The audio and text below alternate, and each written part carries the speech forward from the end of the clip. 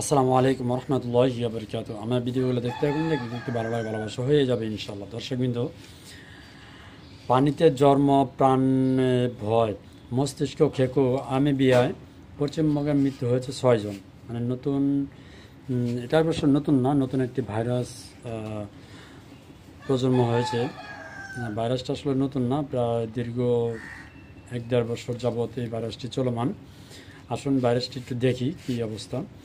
করোনার পরবর্তী সময়ে নতুন আতঙ্ক হয়ে উঠেছে প্রাণঘাতিক মস্তিষ্ক খেকো অ্যামিবিয়া।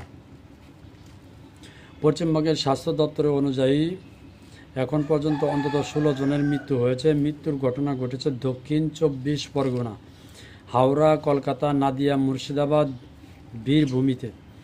চিকিৎসকরা জানাচ্ছেন, বেশ কিছু রোগীকে প্রথম সাধারণ মেনিনজাইটিস ভেবে চিকিৎসা করা হয়।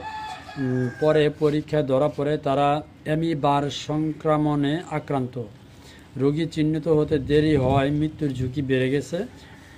কেরালায় এই অ্যামিবার প্রকোপ আরও বেশি। গত 1.5 বছরে সেখানে আক্রান্ত হয়ে 120 জন মৃত্যুবরণ করেছেন। শুধু চলতি বছরে 59 জন আক্রান্ত হয়ে মৃত্যু হয়েছে। 19 জনের মৃত্যু হয়েছে আরও।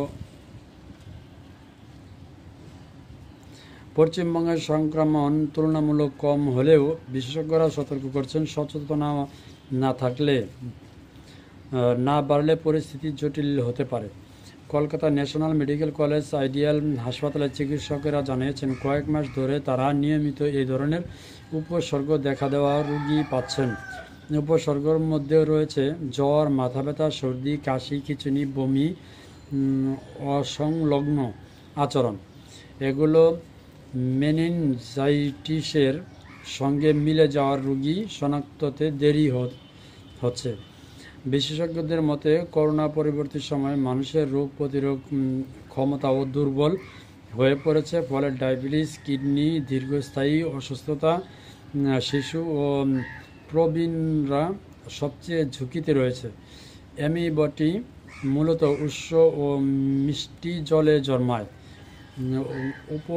অপরিষ্কার পুকুর, নদী বা দীর্ঘদিন ধরে শোধন না করা সুইমিং পুল থেকেও এটি ছড়াচ্ছে।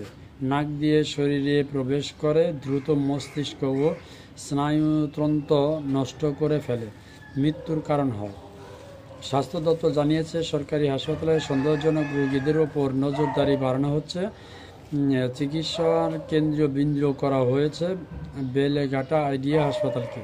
তবে কার্যকর টিকা আবিষ্কার না হওয়ার চিকিৎসায় সফলতার সম্ভাবনা খুবই কম দেখা যাচ্ছে।